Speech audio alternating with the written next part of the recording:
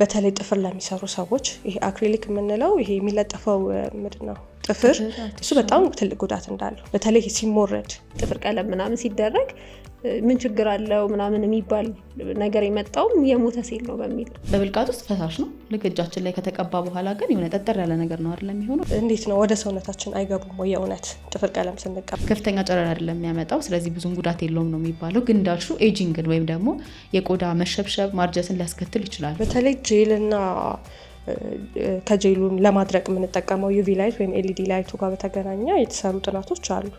አሁን ላይ መጥፎ ነው በጣም እየተባለ ያለው እንግዲህ የጄሉ ነው ማለት ነው።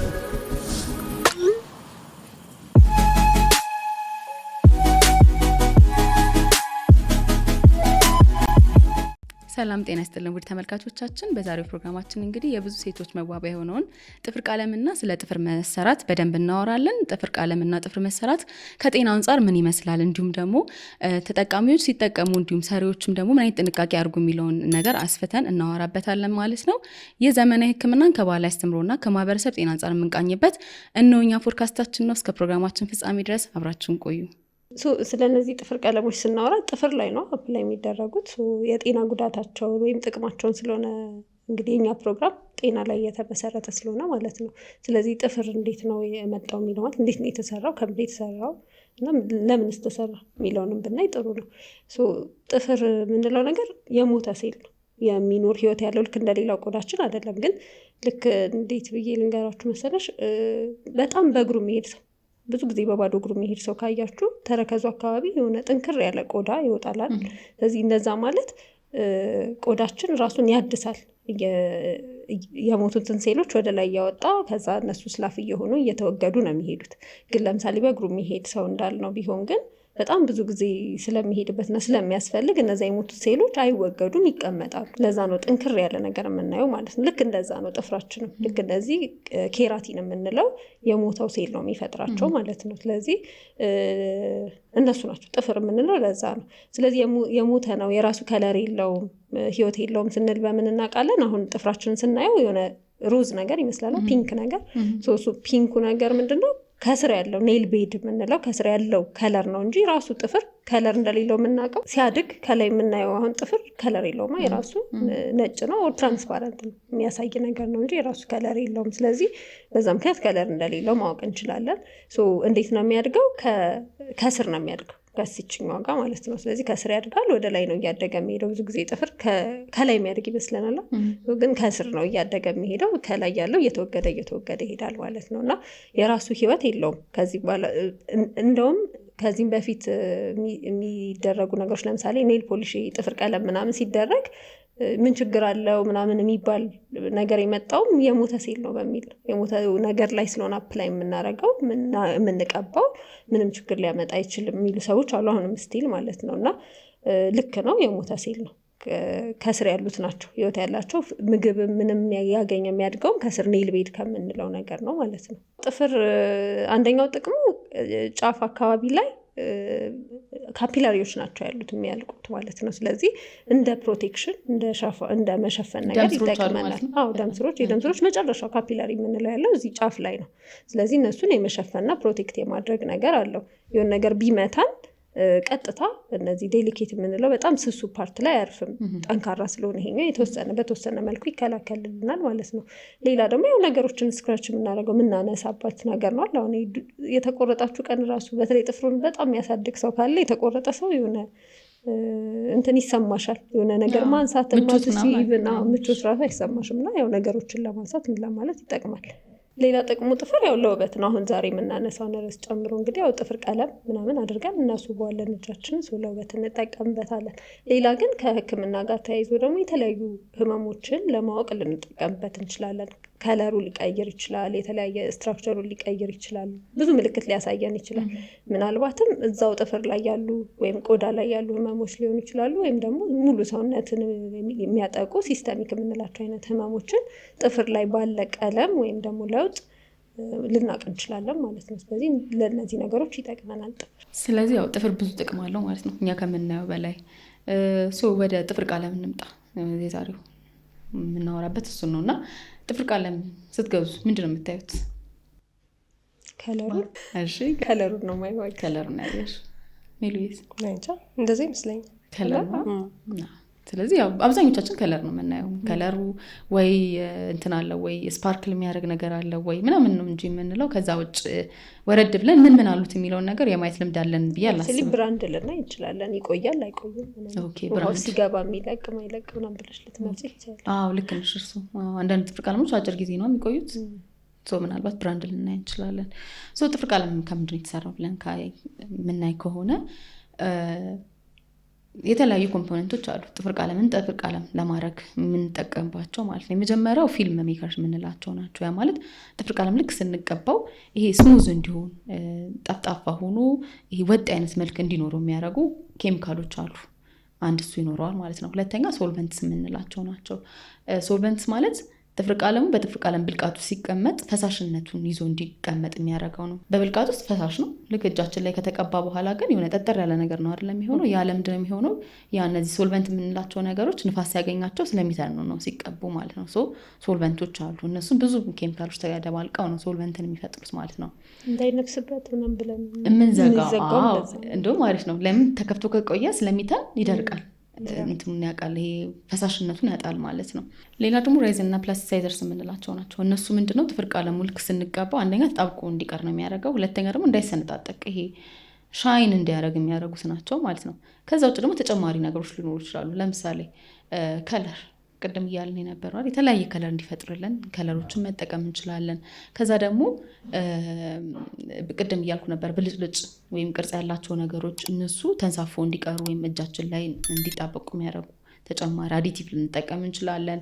ከዛ ደግሞ ዩቪ ፕሮቴክተርስ የምንላቸው ላይክ አሁን የዩቪ ላይት እናስገባለን ቅድም አይደል ለማድረግ ስፔሻሊ ጄሎች ሲሆኑ ዩቪ ውስጥ አስገብተን ነው የምናደርገው። እሱ ሲያገኘው እንዳይቀየር ወይም ደግሞ ጥሩ መልክ እንዲኖረው የሚያደርጉ ኬሚካሎችን እንጠቀምበታለን። ከዛ ውጭ ደግሞ ሽታ እንዲኖራቸው አንዳንድ ጥፍር ቀለሞች አይደል ሲከፈቱ የምናውቀው ኮመን የሆነ ሽታ አላቸው። ፍራግነንስ ሊኖርባቸው ይችላል ማለት ነው። እነዚህና የተመሳሰሉ ብዙ ኬሚካሎች ተደባልቆ ነው ጥፍር ቀለም የሚያስመስሉት ወይም እሱ ባህሪ እንዲኖረው የሚያደርጉት ማለት ነው። ሌላው ደግሞ ጄል አለ አይደለ? አሁን በደንብ እንደው በስፋት እየመጣ ያለ ነገር ጄል አለ።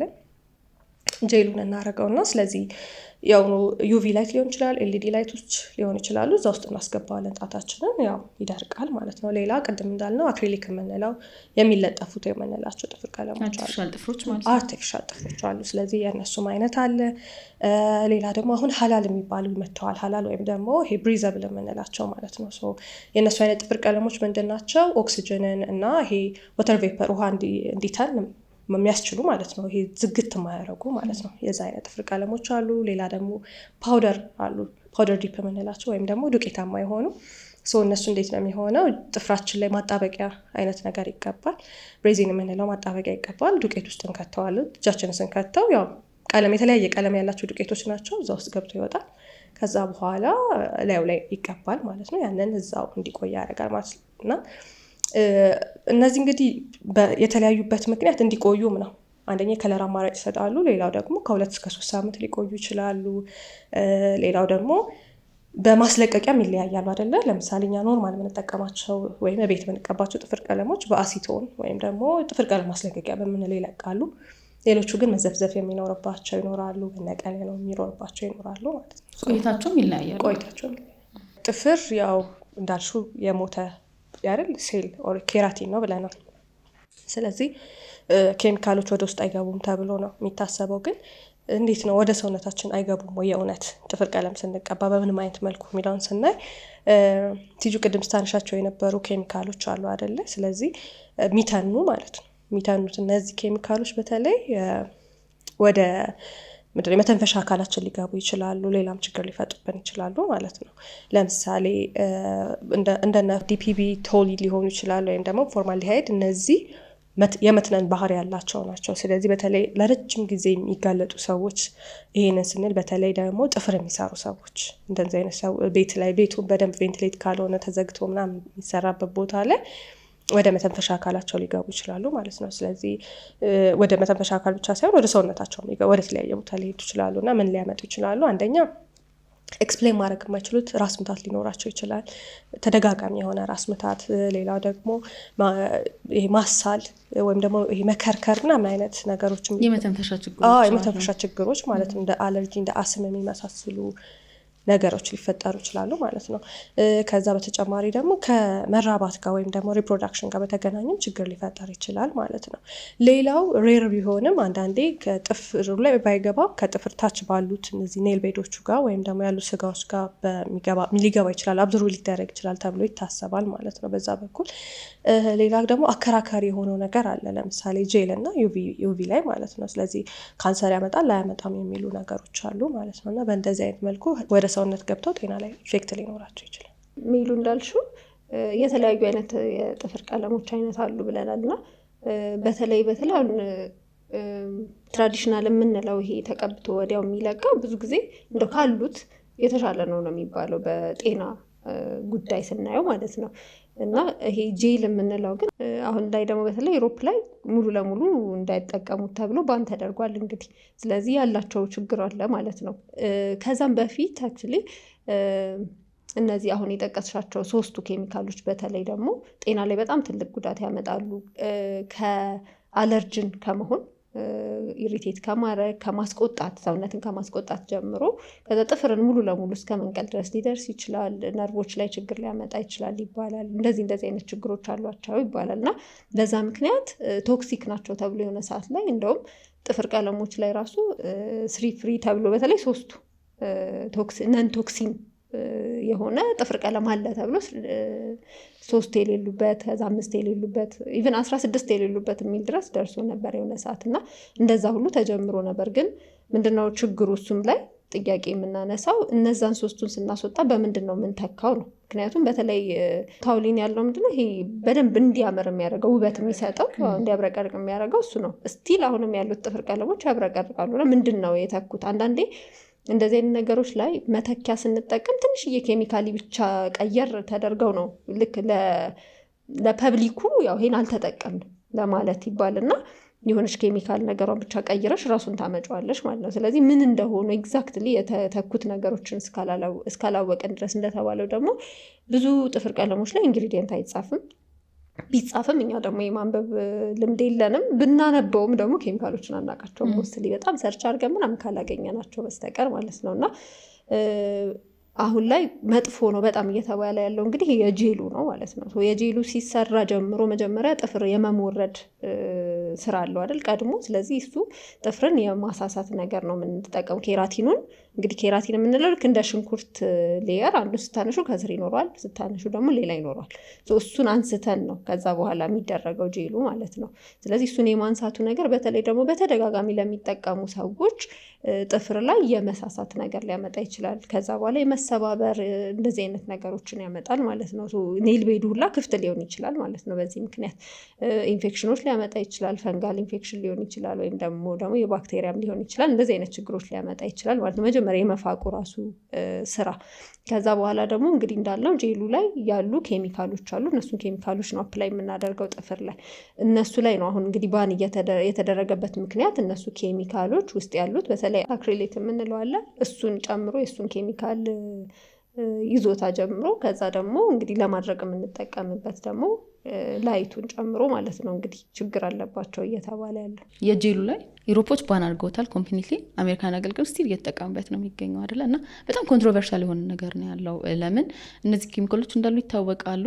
ግን ምንድነው እንደ ስፔሻሊ አሜሪካን የምትጠቀምበት ሪዝን ተብሎ የሚታሰበው አንደኛ ይሄ የኮስሞቲክ የውበት ኢንዱስትሪ በጣም ከፍተኛ ነው አይደለ? በጥፍር ቀለም ብዙ ቢሊዮን ብር ይገኛልም ይወጣልም። እሱን ነገር አቮይድ ማጣት አይፈልጉም ተብሎ ይታሰባል።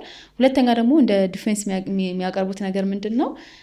አንድ ሰው ጄልን አሁን ከተሰራ በኋላ ሚኒመም ከ2 እስከ 3 ሳምንት ይቆያል። እኛ ጋር እንደውም ከዛ በላይ ልንቆይ እንችላለን አይደለ? ቶሎ ሪፊል ላናደርግ ብዙ ማለት ሚኒመም 1 ወር ልንቆይ እንችላለን። ኤክስፖዠሩ በጣም ዝቅተኛ ነው። ቶሎ ስለማይሰሩ ቶሎ ለእነዚህ ኬሚካሎች ኤክስፖዝድ አይሆኑም የሚል ጥናቶች አሉ። ሌላ ደግሞ አሁን ስቲል ጥፍር ቀለም እና ጥፍር መሰራት ጋር ተያይዞ ማለት ነው በቂ ጥናቶች የሉ አይደለ? እኛ ጋር አሁን እንደውም እንደዚህ ልባችንን ሙልት አድርገን እንደዚህ አታርጉ እንደዚህ ይበሉ ማለት አንችልም። እኛ ጋር የተጠና ጥናት የለም። ውጭም ያሉት ጥናቶች በጣም እንትን ናቸው፣ ኮንትሮቨርሻል ናቸው። አሁን አንዳንድ ጥናቶች አንቺ እንደነገርሽን ሆርሞኖችን አፌክት ያደርጋሉ ሴቶች ላይ ስፔሻሊ ይሄ ከእርግዝና ጋር ተያይዞ አንደኛ ኢንፈርቲሊቲ ወይም መሃንነትን ያስከትላል የሚሉ ጥናቶች አሉ። ከዛ ደግሞ ከፍ ብሎ ጽንሱ ድረስ ሂደው ጽንስ ላይ ችግርን ያመጣሉ የሚሉ ጥናቶች የሚያሳዩ አሉ። ግን አሁንም ኤክስፖዠሩ በቂ አይደለም ነው የሚባለው። እንደዚህ አይነት ችግሮችን እነዚህ አይነት የጤና እክሎችን ለማምጣት አንድ ሰው ቶሎ ቶሎ መጋለጥ ይኖርበታል። ያ ማለት ለምሳሌ ከተሰሪው አንግል ብናይ ተሰሪው በየሳምንቱ ለእነዚህ ኬሚካሎች ኤክስፖዝ መሆን አለበት የሚሉ ነገሮች አሉ። ሌላው ደግሞ ብዙ ጊዜ በእንደዚህ አይነት ችግሮች አፌክትድ የሚሆኑት ተሰሪው ሳይሆን ሰራተኛው፣ ቅድም እንዳልሹ የጥፍር ባለሙያዎች ሰዎች ለምን ዴይሊ ለኬሚካሎች ኤክስፖዝድ ስለሚሆኑ እነሱ ላይ ደግሞ በቂ የሆነ ጥናት የለም አይደለ? ብዙ ጊዜ ለእንትን የሚመቸው አንድ ተጠቃሚ በዚህ የጥፍር ቀለም የተነሳ እንደዚህ አይነት ችግር ደረሰብኝ ብትል ሞር ታማኝነት ሞር ተሰሚነት ታገኛለች። ሶ ከእነሱ ጋር የተነሳ ጥናት የለም ወይም ደግሞ ተጠቃሚ ላይ ብቻ ያተኮረ ነው እንጂ ጥፍር ሰራተኛው ላይ ያተኮረ ብዙ ጥናቶች ስለሌሉ እንደዚህ ችግርን ያመጣሉ ለማለት በጣም ከባድ ሆኗል። ግን ስቲል የሚያሳዩ የጤና እክሎች አሉ። ኬሚካሎችም ለጤና የተመረጡ ወይም ለጤና ተስማሚዎች እንዳልሆኑ የሚያሳዩ ነገሮች አሉ ማለት ነው። በተለይ ጄልና ከጄሉን ለማድረቅ የምንጠቀመው ዩቪ ላይት ወይም ኤልኢዲ ላይቱ ጋር በተገናኘ የተሰሩ ጥናቶች አሉ። አሁን ዩቪ ላይት ወይም ኤልኢዲ ላይቱ መጠቀሙ ሁለቱም ዩቪ ሬይ ወይም ደግሞ ይሄ ከፀሐይ የምናገኘው አይነት ብርሃን ጨረር ማለት ነው። እንደዛ አይነት ላይት ይሰጣሉ ነው ለማድረቅ ስንጠቀማቸው። እና ዩቪ ግን ሁለት አይነት ነው አይደል? ዩቪ ኤ ያለ ቢ ያለ ማለት ነው። ኤው ረጅሙና ጉዳት የማያመጣው ነው፣ ቢ ደግሞ አጭሩና በጣም ጉዳት የሚያስከትለው ነው ማለት ነው። ስለዚህ ብዙ ጥናቶች የሚያሳዩት ከኤልኢዲ ላይቶችም ሆነ ከዩቪ ማድረቂያዎቹ ከሁለቱም ማለት ነው። ዩቪ ላይት ስንል ይሄ ፍሎረሰንት መብራት ማለት ነው። የእሱ አይነት መብራቶች በትንሹ ተደርጎ ነው ማድረቂያ ውስጥ የጥፍር ቀለም ማድረቂያ ውስጥ የሚሰራው። ኤልኢዲ ደግሞ ያው እናውቀዋለን በየቤታችን ትንንሽ 4 ማዕዘን የሆኑም አሉ። እሱ ነው የሚደረገው ማለት ነው። ግን ከሁለቱም ተወስዶ የተሰራው ነገር የሚያሳየው አብዛኛውን ጊዜ ዩቪኤን ያላቸው ሌስ ጉዳት የሚያመጣው ማለት ነው። እና የተገናኘው እንደውም ሞር ከምን ጋር ነው ከካንሰር ይልቅ ዩቪኤ ደግሞ እንደምናውቀው ሰንስክሪን ተጠቀሙ ምናምን የምንልበት አንዱ ምክንያት ለካንሰር እንድንከላከል ብቻ ሳይሆን ቆዳን ያስረጃል።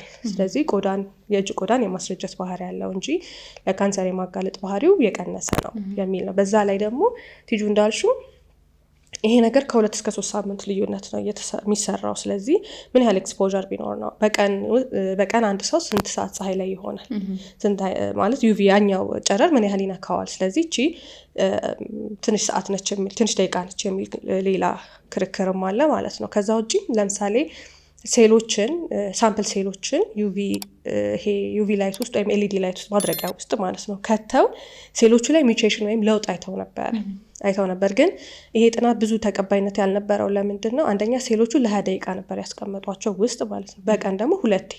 ስለዚህ እንደዛ የሚሰራ ሰው የለም ነው አንደኛው ካውንተር መከራከሪያቸው ማለት ነው። አንደኛ 20 ደቂቃ ሙሉ እንደዛ አይቀመጥም፣ ሁለተኛ ደግሞ በቀን 2 ሰው አይሰራም። ስለዚህ ቀን ስላለው ከዛ አንጻር ጉዳት ያመጣል ማለት ከባድ ነው። ግን በእርግጠኝነት ብዙ ጥናቶች የሚያሳዩት ግን በተለይ ጥፍር ለሚሰሩ ሰዎች ይሄ አክሪሊክ የምንለው ይሄ የሚለጠፈው ምንድን ነው ጥፍር፣ እሱ በጣም ትልቅ ጉዳት እንዳለው በተለይ ሲሞረድ የሚቦኑ ቡናኞች አሉና እነሱ በጣም ለጤና ጎጂ እንደሆኑ፣ ሌላ ከጥፍር ቀለሞቹ የሚወጡት ቅድም ያልናቸው አይነት ኬሚካሎችን በጣም ጉዳት እንደሚያመጡ እነዚህ ሰራተኛው ላይ ማለት ነው ጉዳት እንደሚያመጡ እሱ ግን በግልጽ ያለ ነገር ነው። ሌላው ደግሞ ለማስለቀቅ የምንጠቀመው አለ አይደል? አሁን ኖርማል ይሄ ትራዲሽናል የሚባለው በፊትም ይሄ ቤት የምንቀባው ማለት ነው እሱኛው ነው አሉ አይደል? ጥፍር ማስለቀቂያዎች አሲቶን ናቸው ብዙ ጊዜ እሱ እናስለቀቀዋለን። በቃ ቶሎ አይቆይም፣ አንደኛ አይቆይም፣ ይተናል፣ አለቀ፣ ቶሎ ነው የሚያልቀው እንጂ አሲቶን በራሱ ጉዳት ያመጣል። እቺ ጥፍር ማስለቀቂያዋ ማለት ነው። ስለዚህ ምን ጋር ስንመጣ አስቶን ለራሱ ስለዚህ ጄል ስንመጣ ግን ጄል እንዴት ነው የሚለቀቀው? ከተሰራ በኋላ ለማስለቀቅ ሶክ መደረግ አለበት አሲቶን ተቀብቶ፣ ከዛ በኋላ በዚህ በአሉሚኒየም ፎይል ይመስለኛል ተጠቅልሎ ቆይቶ ከዛ በኋላ እንዲለቅ የሚደረገው። ስለዚህ እሱ ቆይታው በራሱ ጥፍሩ ላይ የሚያመጣው ችግር አለ ነው ሌላኛው ችግር ይሄ ጄል ላይ ማለት ነው። ስለዚህ ከማጣበቁም ማስለቀቁም ላይ ችግር አለ ማለት ነው። እሱ ብቻ ሳይሆን ደግሞ ይሄ ዱቄት ደግሞ አላል ሶክ ተደርጎ ከዛ እሱኛው ጥሩ ነው ይባል የነበረው ከነዚህኞቹ ከነጄሎቹ ለምንድን ነው ዩቪ ላይት አትጠቀሚ ለማድረግ። ልክ ፍሉዱን ስታፈሽበት ራሱ የፈለግሽውን ቴክስቸር ያመጣል፣ ይደርቃል። ስለዚህ ዩቪ ያለመጠቀማችን እንደ ጥሩ ነገር ቢቆጠርም ግን ደግሞ ለማስለቀቅ ሂት መጠቀም አለብን ስቲል ማለት ነው። ስለዚህ ያው ስንሰራው ባይዘን ደግሞ ስናስለቅቀው ደግሞ እናገኘዋለን ማለት ነው። ሌላው እንግዲህ የጥፍር ቀለም ያለው በጣም የሚታወቀው ችግሩ ደግሞ አለርጂ ነው አይደለ? እነዚህ ኬሚካሎች አብዛኞቻቸው ቅደም ሜሉ እንዳለችን የተለያዩ አለርጂኖችን ያመጣሉ። ስፔሻሊ በመተንፈሻ አካል የሚገቡት የመተንፈሻ አካል ችግሮችን እስከ አሰም ድረስ ሌሎች የመተንፈሻ የሳንባ ችግሮችን ያመጣሉ፣ ለተጠቃሚም ለሰሪውም ማለት ነው። ከዛ በተጨማሪ ደግሞ ስፔሻሊ ቆዳችን አሁን እንደውም ጄሉን እያልሽን የነበረው ለማጣበቅ አክሪሊኩን ኔሉን ወይም አርቲፊሻል ጥፍሩን ለማጣበቅ በጣም ተሞርዶ ብዙ ፕሮሰሶችን አልፎ ነው እዛ ደረጃ ላይ የሚደርሰው እና የዛን ጊዜ ቆዳዎች የመጎዳት አካባቢ ያሉ ቆዳዎች የመጎዳት እድል ይኖራቸዋል። ስለዚህ ኬሚካሉ በቀጥታ ወደ ሰውነት የመግባትና አለርጂን የመፍጠር ነገር ይኖራል ማለት ነው። እና እነዚህ አይነት አለርጂዎች ሲፈጠሩ አንዳንድ ጊዜ ኢቨን ኬሚካሉ ሳይገባ ከቆዳችን ጋር ኮንታክት በመኖሩ ብቻ አለርጂ ሊፈጠር ይችላል። አለርጂ ሲፈጠር እዛ ቦታ ላይ የመቅላት ህመም፣ የመምጣት፣ የማበጥ አይነት ነገሮችን ልናይ እንችላለን። ሽፍታ ቆዳ አካባቢ ሊኖር ይችላል፣ ወይም ሌላ ቦታ ላይ ሽፍታ ሊወጣብን ይችላል ማለት ነው። አለርጂን በጣም በዚህ ኬሚካል የተነሳ ኤክስፖዝድ ልንሆን እንችላለን። አለርጂ አንድ ሰው ዲቨሎፕ ሲያደርግ በጥፍር በመሰራት አለርጂ ዲቨሎፕ ሲያደርግ ምን መክረው ነገሮች አሉ አይደለ? የመጀመሪያ እየተቀባ ያለውን ነገር እንዲያቆም ነው፣ ቀጥታ እንዲያቆም ነው። ከዛ በኋላ ደግሞ በተቻለ በንጹህና በሳሙና እንዲታጠብ ማድረግ። ከዛ ግን እየባሰ የሚመጣ ከሆነና ለውጥ ማይ ከሆነ ደግሞ ሕክምና ቦታ ላይ መሄድ ይኖርበታል። ስፔሻሊ በቆዳ ሐኪም መታየትና መታከም ይኖርበታል ማለት ነው። ግን እነዚህ ነገሮችን ደግሞ ፕሮቴክት ለማድረግ ስፔሻሊ ሜሉ እያልሽ እንደነበረው ሰራተኛው የሚሰራበትን ቦታ በተቻለው አቅም ይሄ ነፋሻማ ማድረግ፣ መስኮት መክፈት፣ ነፋስ እንዲኖር ቢያደርግ የተሻለ ነው። ከዛ ደግሞ ወደ ሳንባ የሚገቡ ብናኞችን ለማስቀረት በተቻለ መጠን ማስኮችን ቢጠቀሙ ጥሩ ናቸው ማለት ነው። ባይዘዌ ነፋሻማ ማድረግ አሁን 2 ሰዎች ሪስክ ቢኖራቸው የአንደኛውን ሪስክ 50% ይቀንሰዋል። ጀስት መስኮት መከፋፈት ብቻ ማለት ነው። ምክንያቱም ይሄ ፊውሙ ከዚህም የሚወጣው ጭስ ማለት አየር ላይ ያለው ነገር ቀጥታ ወደ ሰውነት አይገባም ማለት ነው። ስለዚህ ሪስክን በጣም ነው የሚቀንሰው። ከዛ በተጨማሪ ምን ማድረግ ይችላሉ? ለምሳሌ ዩቪ አሁን ዩቪን በጣም የሚያስፈራን ነገር ነው አይደለ? ጨረሩ እየፈራ ነው እርግጠኛ ጥናቶች ያሳያሉ። ዝቅተኛ ነው ይባላል። አብዛኞቹ ደርማቶሎጂስቶች የሚከራከሩበት ኢሹ ምንድን ነው? ከፍተኛ ጨረር አይደለም የሚያመጣው፣ ስለዚህ ብዙም ጉዳት የለውም ነው የሚባለው። ግን እንዳልሹ ኤጂንግን ወይም ደግሞ የቆዳ መሸብሸብ ማርጀትን ሊያስከትል ይችላል። እሱን ለመከላከል ደግሞ ጓንቶችን ቢጠቀሙ ጥፍራቸው ብቻ ክፍት ሆኖ ሌላው ቆዳ እንዲሸፈን ጓንቶችን መጠቀም ይችላሉ። ሰንስክሪን ለመሰራት ሲያስቡ ሰንስክሪኖችን መጠቀም እነዚህ አለርጂውን እንዲሁም ደግሞ እርጅናውን ሊከላከልላቸው ይችላል ማለት ነው። ያው ጥፍር ቀለም ብዙ ሺህ ዓመታት ያስቆጠረ መዋቢያ ዕቃ ነው ለሴቶች እና እንደውም ወደ ቻይና ብንሄድ ለምሳሌ ከ3000 ዓመት በላይ አገሪቷ ውስጥ የነበረ ነገር ነው። በእርግጥ አሁን በምናውቀው አይነት ሳይሆን በፊት ቻይናዎች ላይ ምን ያደርጉ ነበረ? ሰም ተጠቅመው ወይም ቢዋክስ ማለት ነው፣ እሱን ተጠቅመው እሱ ላይ ደግሞ የእንቁላል የአስኳሉን ሳይሆን የነጩን ክፍል ተጠቅመው ከዛ ደግሞ ውስጡ ቀለም እንዲሰጥ አበባ ሊሆን ይችላል ወይም ሌላም ነገር አድርገውበት እዛ ውስጥ እጃቸውን ይዘፈዝፉታል ማለት ነው። እና ያንን አድርገው ጥፍራቸውን ያስውቡ ነበረ እና የዛን ጊዜ ግን የመደብ ልዩነትን የሚያሳይ ነበር። ይህንን የሚያደርጉት የንጉሳዊ ቤተሰቦች ናቸው ማለት ነው። እና ዛይኖ ዳይነስቲ የሚባል አለ። በዛ ዳይነስቲ ጊዜ እንደውም የነበሩ ሰዎች የሚጠቀሙት ወይ ሲልቨር ወይ ማለት ብራማ ከለር ወይም ደግሞ ወርቃማ ከለር ነበረ ማቅለሚያቸው ማለት ነው። እና ሌላው ህዝብ ኖርማል ከለር ነው የሚቀባው፣ ምንም ማያስተላልፍ ልክኛ ማጠንከሪያ የምንለው አይነት ማለት ነው። ያንን ያደርጉ ነበረ። እንደውም በዛ ሲል ደግሞ ከዛ የመደብ ውጪ ያሉ ሰዎች ተቀብተው ቢገኙ ግን ይቀጡ ነበረ ማለት ነው። ሌላም የቻይና ነገስታት ሌሎች ቤተሰቦች ደግሞ ጥቁርና ቀይን የሚያዘወትሩ ነበሩ ማለት ነው። ከዛ ደግሞ ወደ ግብጽ ስንመጣ ንግስት ነፈርቲቲ ያለች ወይም ደግሞ ክሊዮፓትራም ነበረች እና እነሱ ደግሞ የሚጠቀሙት ጥፍራቸውን ለማቅለብ ሂናን ነበረ ማለት ነው። ቀይ ቡኒ ሂናን ለጥፍራቸው ብቻ ይጠቀሙ ነበረ።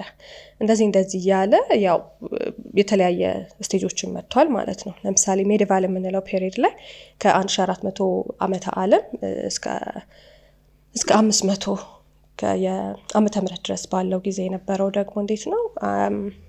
ህንድ ላይ በደንብ ሂናን ይጠቀማሉ። አሁንም ይጠቀማሉ ሂናን አይደል፣ ሰርግ ላይ ለማስዋብ እንደዚህ ይጠቀማሉ። ግን ያው ጥፍርን በሚመለከት ሂናን ይጠቀሙ ነበረ።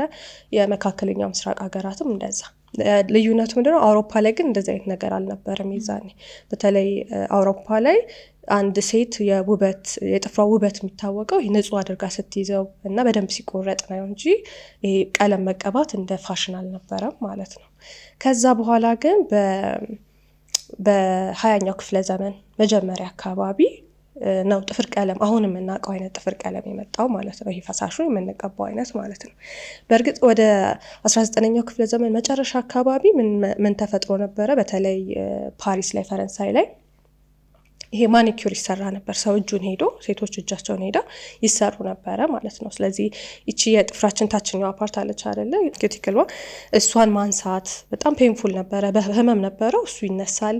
ከዛ በኋላ ፖሊሽ ይደረጋል፣ እንዲያብረቀርቅ ይደረጋል እና ይሄም የክላስ ልዩነትን የሚያሳይ ነበረ። በጣም ሀብታም የሆኑ ሰዎች የሚያደርጉት አፎርድ ማይደረግ በቀላል ብር እንትን ማይል ማለት ነው እና ያን ተደርጎ ይወጡ ነበር። ከዛ በኋላ ወደ ኒውዮርክ፣ አሜሪካ ደግሞ ኒውዮርክ ላይ ይሄው ነው ይሰራ ነበረ ማለት ነው።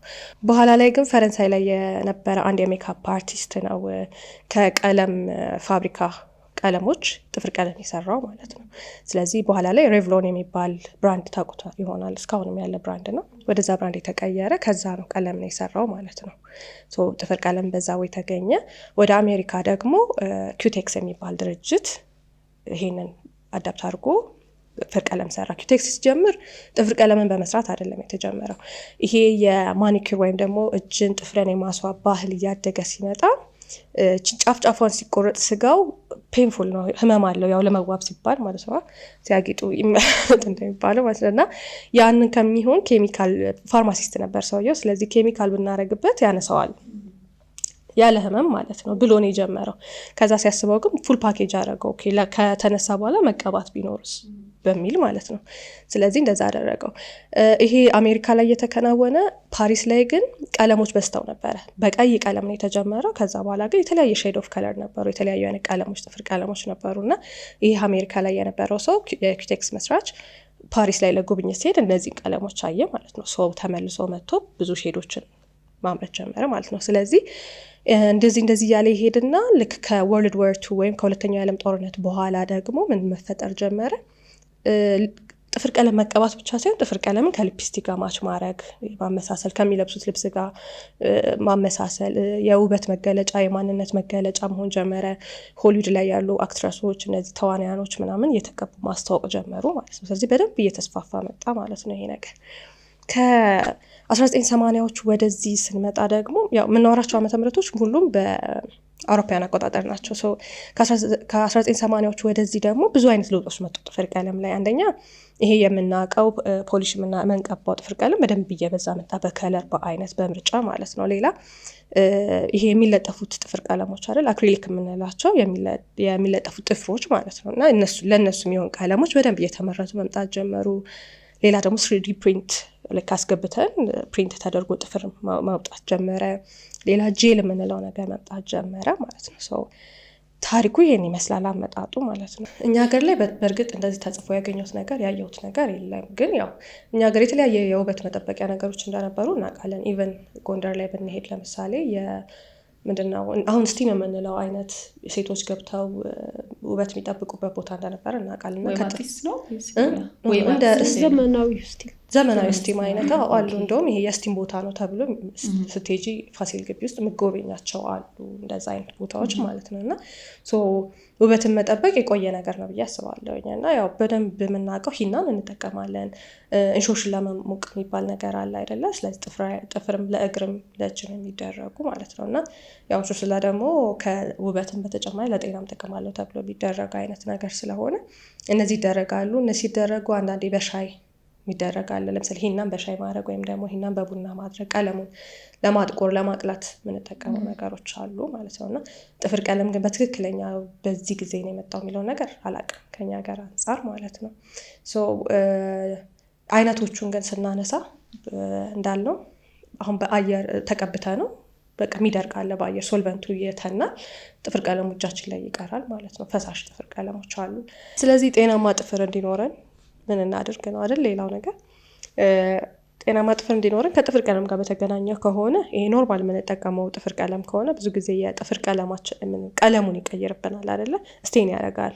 ብዙ ጊዜ ጥፍር ቀለም የሚቀባ ጣት አይታችሁት ከሆነ ወይ ቢጫ ይሆናል ጥፍሩ ማለት ነው እና የሆነ ሌላ ህመም ያለው ይመስላል ሲታይ ራሱ ማለት ነው። ስቴን ስለሚያደርገው ቀለም እንዴት ስለሚያደርግ ማለት ብናስለቀቀው እንኳን። ስለዚህ በተቻለን መጠን መሀል ላይ ጥፍር ቀለም የማንቀባባቸው ክፍተቶች ቢኖሩ ማለት ነው እንዲያገግምም ስለሚረዳው እነዚህ ያልናቸውን ቅድም ጄል ምንም ስንጠቀም መሀል ላይ በደንብ ክፍተት ቢኖረው በተለይ ጄል ከተጠቀሙ በኋላ ደግሞ እንደ ኖርማል ጥፍር ቀለም ለማንሳት መሞከር ጥሩ አይደለም። ሙሉን ሊያነሳው ስለሚችል ጥፍሩን ማለት ነው እና ጥፍሩ እስኪያድግ እስኪስተካከል ጊዜ ሊፈጅ ስለሚችል ሌላ ጥፍራችንን በምንቆርጥበት በምንሞርድበት ጊዜ ትክክለኛ ሞረድና ጥፍር መቁረጫ መጠቀም አለብን። አለበለዚያ እየተዛነፈ የሆነና እየተላጠ ይመጣል። አንዳንድ ሰው አይታችሁ ከሆነ ጥፍሩ ከላይ ያለው ይላጣል፣ ያድጋል፣ አሁንም ይላጣል። እንደዚህ አይነት ባህሪ ይኖረዋል እና ያ ደግሞ ጠንካራ ስላልሆነ ጥፍር ሊያመጣው የሚችላቸውን ጥቅሞች ከውበት ተጨማሪ ሊያመጣ የሚችላቸውን ጥቅሞች እንድናጣ ያደርገናል ማለት ነው።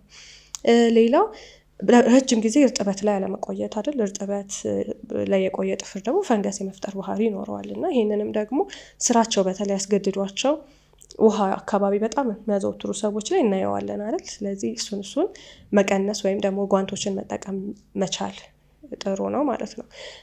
ሌላው የጥፍራችን ዳርዳር ላይ ያሉት ቆዳዎችን ብዙ ጊዜ ሊደርቅ ይችላል። ስለዚህ እሱን እንዲለሰልስ ማድረግ ያ ለምንድን ነው የሚጠቅመን? አይታችሁ ከሆነ አንዳንዴ ይላጣል ጫፉ እና እሱን ለማንሳት የሆነ ታነሿልሽ ምናምን ከዛ እሱ ደግሞ ኢንፌክሽን ይፈጥራል፣ ያብጣል፣ ይቀላል ምናምን እና ደግሞ እንዳልነው ቅድም እዚህ ጋር ካፒላሪ ያሉበት ነርቮች ሄደው የሚያልቁበት ቦታ ነው እና በጣም ህመም ያለው ነው የሚሆነው ማለት ነው። ስለዚህ አንደኛ እሱን አለማድረግ ነው ማለት ነው። ሌላው ደግሞ ከምግብ አመጋገባችን ላይ ዚንክ፣ ባዮቲን ያለባቸውን ምግቦች፣ ፎሊክ ያላቸውን፣ አይረን ያላቸውን መጠቀም ከምግብ አንጻር እነዚህም የጥፍር እንዲጠነከር ያደርጋል፣ ለጥፍር ጤንነትም ጠቃሚ ይሆናል ማለት ነው እና ቲጁን ብለሸዋል፣ ግን እንደው እንደማስጠንቀቂያ ለመናገር ያህል በተለይ ጥፍር ላይ የሚሰሩ የጥፍር ባለሙያዎች ራሳቸውን በደንብ ፕሮቴክት ማድረግ አለባቸው ከሚቀባው ሰው የበለጠ ማለት ነው አይደል? ስለዚህ ማስክ ማድረግ ይኖርባቸዋል። ሌላ ደግሞ ግላፍ ቢጠቀሙም ጥሩ ነው። አካባቢያቸው ነፋሻማ እንዲሁም መስኮት የተከፈተ መሆንም አለበት። ምክንያቱም የሚመጡ ህመም ይሄ ራሱን የቻለ ህመም አይደለም የሚታያቸው። ይሄ ተደጋጋሚ ራስ ምታት ወይ በጭንቀት ነው ትያለሽ ወይ እንቅልፍ በማጣት ጉንፋን፣ የተለያየ ስም ይሰጠዋል እና ግን ኬሚካሎቹ በራሱ እነዚህ ነገሮች ያመጣሉ። ሌሎቹም ቅድም ያነሳናቸውን የጤና ተጽዕኖ ስለሚያመጡ ጥፍር ላይ የሚሰሩ ሰዎች ጥንቃቄ ማድረግ አለባቸው ማለት ነው እና በዚሁ አጋጣሚ ግን ተመልካቾቻችንም ምን አይነት ጥፍር ቀለም ነው የምትጠቀሙት? ከተጠቀማችሁ በኋላ ጥፍራችሁ ላይ ምን ለውጥ አያችሁ? ጥፍራችሁ ምንም አልተጎዳም ወይም ደግሞ ጉዳት አለው? እሱን ብታጋሩ መልካም ነው። ያው ለመጨመሪያ ያህል የሚገኝ ከሆነ አሉ አይደል 3 ፍሬ የተባሉ 5 ፍሬ የተባሉ 10 ፍሬ የተባሉ ጥፍር ቀለሞች መጠቀምም ጥሩ ነው። ኬሚካሎቹ ያው ይቀንሳሉ። ብሩኪ እንዳልሽው ቅድም በምንድን ነው የተተኩት የሚለው ጥያቄ እንዳለ ሆኖ ግን ስቲል ባለው የጥናት ደረጃ ወይም ደግሞ የአቬላቢሊቲ የመገኘት ደረጃ ይሄ የተሻለ ነው የሚል ነገር ስላለ እነሱን ማድረግ ጥሩ ነው። ውድ ተመልካቾቻችን የዛሬው ፕሮግራም ይመስል ነበረ። ሰብስክራይብ፣ ሼር፣ ኮሜንት እና ላይክ ማድረግ አትርሱ። በሚቀጥለው በተመሳሳይ ፕሮግራም እስከምንገናኝ ድረስ ቸር ሰንብቱ።